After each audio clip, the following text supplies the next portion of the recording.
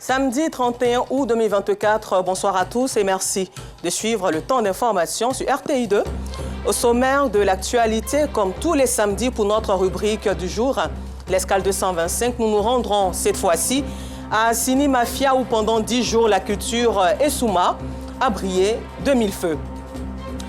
Et puis hors de nos frontières au Nigeria, les inondations sont fréquentes pendant la saison des pluies et au moins 185 personnes y ont déjà laissé leur vie. Encore merci à vous d'être des nôtres sur RTI2 pour le temps d'information. Nous passons tout de suite à notre rubrique du jour.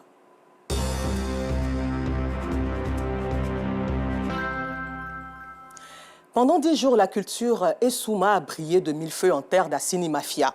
Cette célébration s'est faite à l'occasion de la 34e édition du festival Klembié Beach de cette partie du Sud Komoué.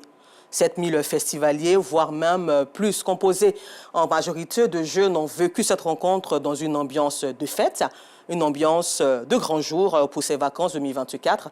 Et pour le compte de la rédaction de RTI2, Joël Gossé, Boureima Guiré et Ouattara Sidik y étaient pour vous. Quartier Sabadou, à Sini Mafia, commune du Sud Komoué située à plus de 80 km d'Abidjan. Le quartier vibre au rythme du Klembié Beach, un festival qui valorise la culture Essouman du peuple Apollo. Ici, dans cette cour, les membres de cette famille s'activent.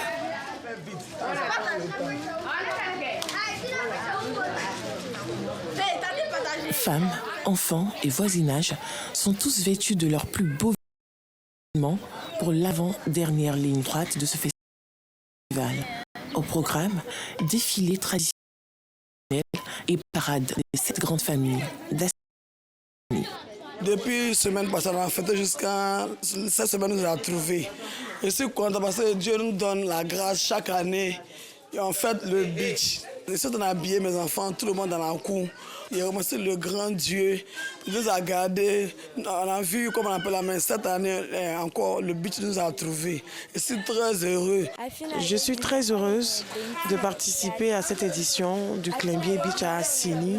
C'est pourquoi nous sommes bien habillés, nous sommes bien sapés sous le conseil de notre grande-mère. C'est elle qui nous a habillés de la sorte et nous sommes contentes de participer au Klembié Beach.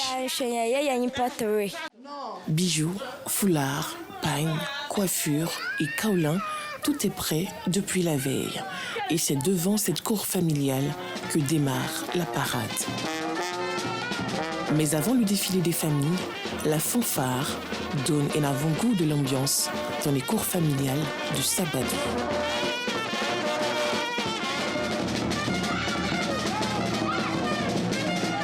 Cette année, quand même, je vois qu'il y a de l'ambiance. Il y a du monde même d'ailleurs. Donc, il y a de l'ambiance. De jour en jour, on progresse, on évolue. C'est comme ça que je vois la chose. Je suis fier d'être sous moi. 11h, la parade peut commencer. Pendant plus d'1 heure, les pas de danse sont exécutés dans une ambiance riche en couleurs. La parade traditionnelle se poursuit jusqu'au quartier Asoko, à l'espace dédié à la cérémonie d'ouverture en présence des autorités coutumières, administratives, fils et filles de village, invités et participants. 36 ans maintenant que se tient cette rencontre culturelle. À l'entrée principale du site de la cérémonie, une silhouette se dessine dans le ciel assinien. Le gardien de la tradition Essouman fait son entrée. Le roi, Nanonfi en Moussou V, accompagné de ses sujets.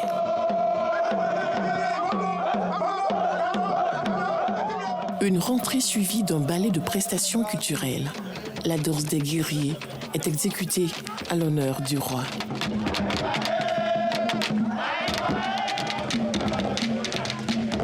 Place maintenant au défilé des 7 grandes familles du royaume Essouman. Il s'agit des Ezoïlé, Onvavile, Maflé, Ondjuafo, Alramba, Adaronlé et enfin les Anzanoulé. La famille Ondjuafo, l'organisatrice de la 34e édition de l'événement culturel, est aussi à l'honneur. Ce sont les descendants du chien.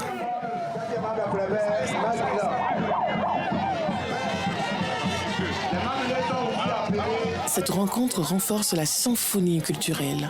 Troupe culturelle invitée, le groupe de danse Awali, venu tout droit de Iré, la ville de Divo. Toutes ces danses ont su transporter le public à travers les traditions ancestrales d'Assini, une doctrine qui conquiert invités et autorités administratives. Faire connaître la culture de cette fabuleuse région est une nécessité et un devoir pour nos peuples, les peuples du Sud Comoé. Je dépose entre vos mains ce festival et j'ose espérer que vous ferez grand bruit. Moi, je suis impressionné du nombre de magnifiques couleurs, des pailles magnifiques, de la musique. Moi-même, je joue un peu de la musique africaine avec un groupe chez moi, au pays. Et donc, j'adore la musique, toutes les musiques en fait, locales et traditionnelles. Une journée riche en découvertes culturelles qui continue jusque tard dans la nuit avec un concert. Qui dit festival, dit gastronomie. Dans les stands, plusieurs mets sont proposés. À l'intérieur comme à l'extérieur du site, les festivaliers ont l'embarras du choix. Certains vendeurs ont opté pour la vente ambulante. Je sais qu'il est à Abidjan, dans la commune de Port-Boué. Venez vendre ici. Ça marche par la grâce de Dieu, ça marche. Donc j'invite les gens massivement l'année prochaine, on va sortir beaucoup pour venir. Le Climbié Beach a longtemps été préparé par certains festivaliers qui en profitent à fond. J'ai vu qu'il y a une bonne organisation. Vraiment, il y a la foule, il y a la joie et puis la jeunesse. Vraiment, ça va, ça va. Les mots me manquent, c'est la joie. Et puis c'est ma première fois. Vraiment, c'est émouvant. Vraiment. L'initiateur de ce rendez-vous, devenu désormais international, c'est lui. Ça n'a pas été facile au départ. En 1942, la mer a englouti Assini. Donc en toute sincérité, on n'avait rien, on était vraiment dépourvus. Cette même mer qui nous a fait du tort nous a pourvu au moins une plage. Et il fallait quand même profiter de la plage. Je suis encore vivant par la grâce de Dieu. Aujourd'hui, je suis vraiment fier. Après une longue nuit, les festivaliers sont encore d'attaque pour la dernière étape du Climbié, le beach en bordure de mer. J'avais décidé de ne pas venir, mais je vois que si je ne venais pas, j'allais rater beaucoup de choses. En tout cas, Assini toujours le meilleur. Le meilleur. Je tiens à inviter tout le monde à venir passer peu de temps à Assini. En tout cas, Assini est le meilleur. Ne ratez pas en tout cas, venez. On est là, on vous attend. Chaque année, ça sera tout comme... Maintenant, l'heure est aux achats des maillots, de maquillage et de tickets d'accès au beach. Je suis venu faire les achats juste pour aller à la plage. C'est ce que j'ai choisi. Juste pour m'amuser avec ça. Chaque année, je maquille les gens, je suis tout le temps là. Je suis là, je fais tous les 2 semaines du beach à Assini, puisque je suis native d'Assini Mafia. On met le kaolé pour immortaliser le festival. Pour dire que vraiment, on est venu au beach, nous sommes heureux. Donc, on fait le maquillage pour que les gens soient un peu beaux et belles. Pour nous, c'est une tradition. Quand on vient, on se maquille avant d'aller au bord. Voilà, nous sommes là chaque année. Hein. Nous sommes les fidèles. Voilà, de ce Climbié Beach là. Une fois les tickets vérifiés, les festivaliers embarquent à bord de ces bateaux pour le lieu indiqué. Juste 5 minutes de traversée et nous sommes sur le lieu de la fête de clôture du Climbié Beach 2024. Cette 34e édition du festival Climbié Beach du royaume d'Assini a su allier sport et culture, le triathlon, une compétition de pétanque, une course de pirogue, offrant aux participants et aux spectateurs une expérience inoubliable. Les différentes prestations des familles ont montré l'importance de préserver et de célébrer le riche patrimoine culturel d'Assini. Vive la culture ivoirienne. Dans la région de Gbeke, avec Laure Goretti et Kader Sogodogo, mettons l'accent à présent sur l'évolution au fil du temps des vacances scolaires. Les vacances scolaires, le temps du repos chez les élèves après des mois d'études.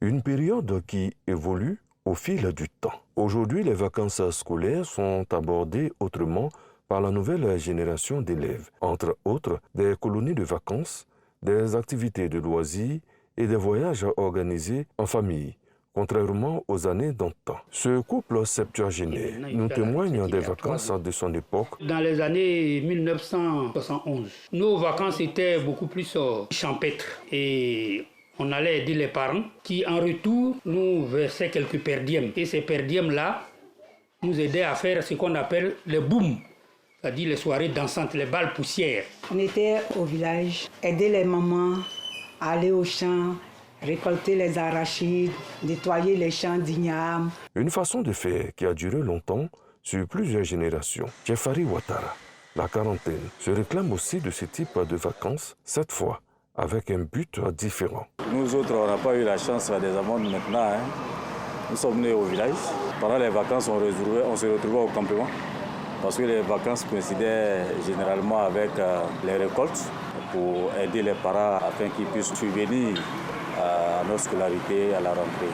Je me rappelle que la seule fois où il y a eu la chance d'aller passer les vacances en ville, c'était après l'obtention du BEPC. Là-bas, j'ai pu découvrir les jeux vidéo, les salles de cinéma.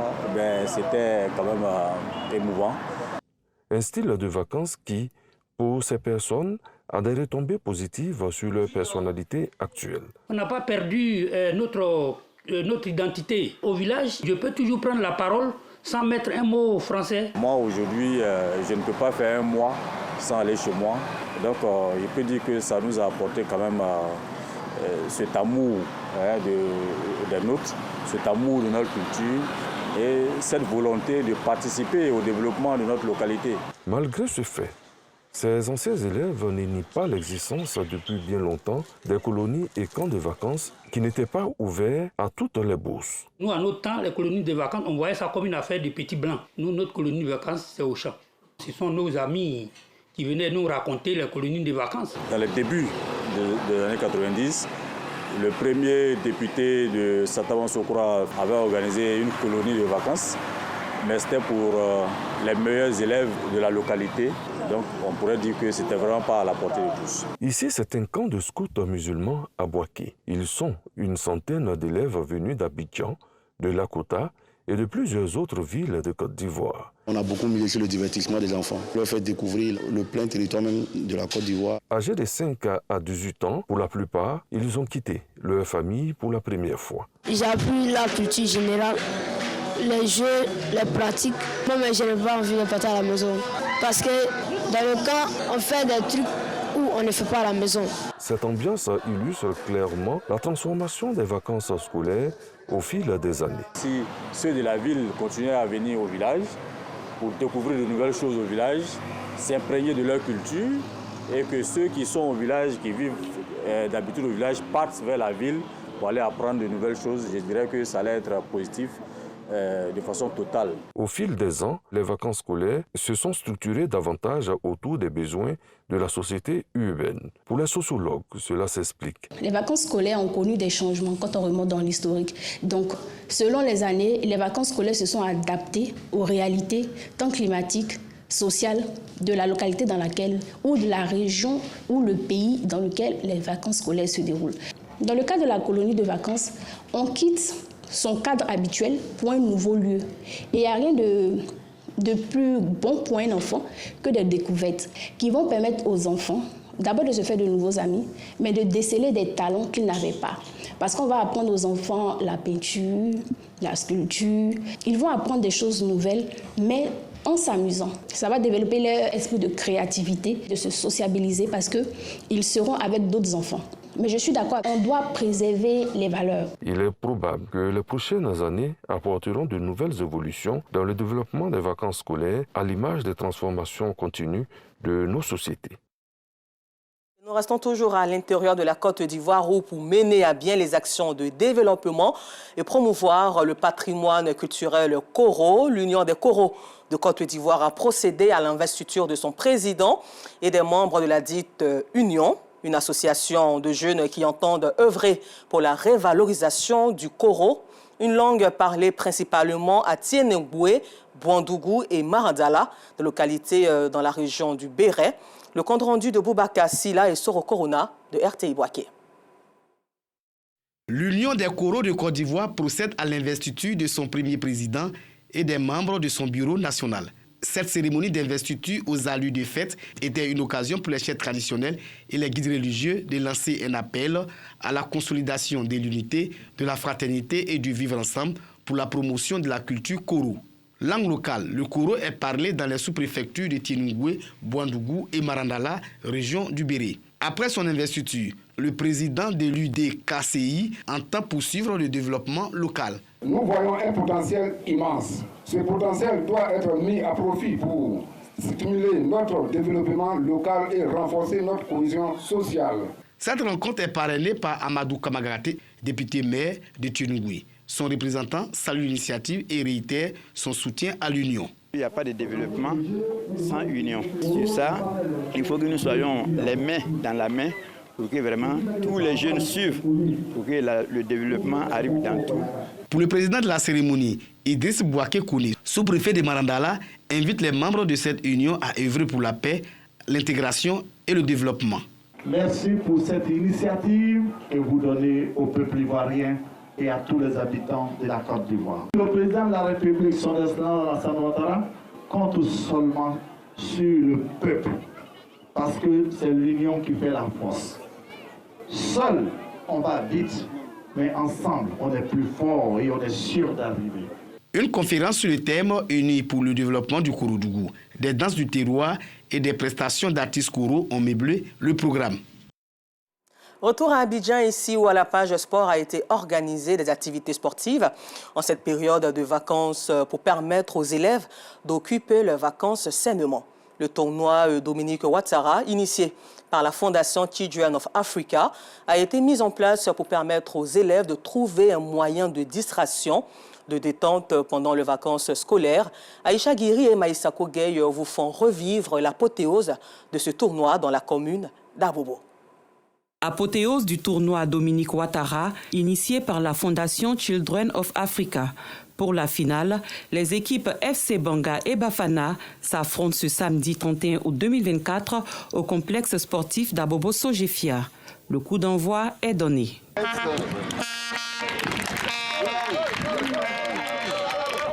Cette initiative de la première dame de Côte d'Ivoire vise à permettre aux enfants de s'occuper sainement pendant les vacances scolaires.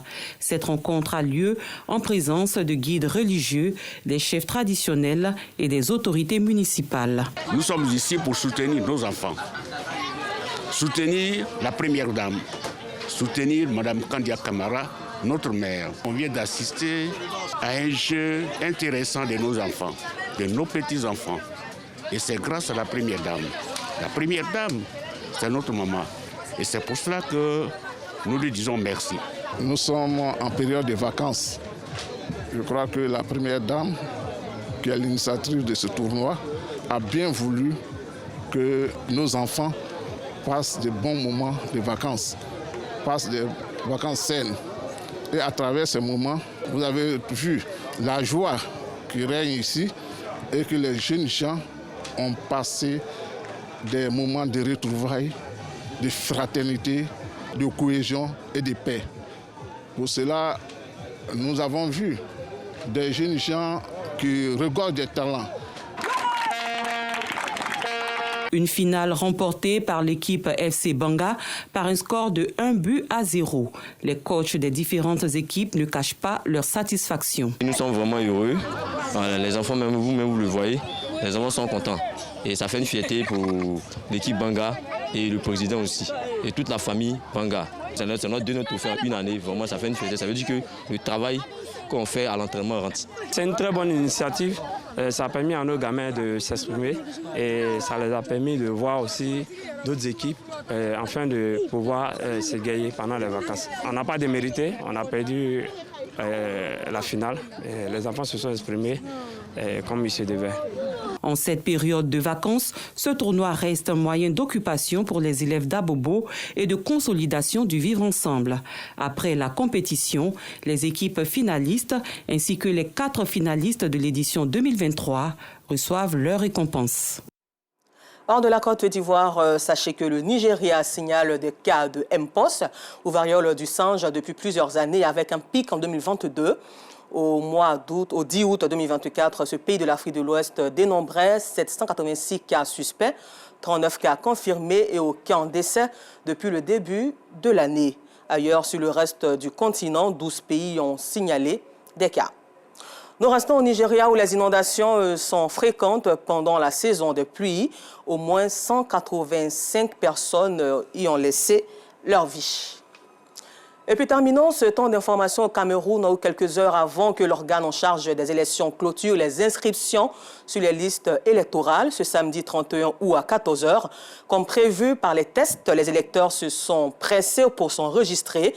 Les sites d'inscription ne désemplissaient pas, envahis par des retardataires qui veulent prendre part aux prochaines échéances électorales, notamment la présidentielle prévue fin 2025. Encore merci à vous de nous avoir suivis et bonne suite de programme sur RTI2.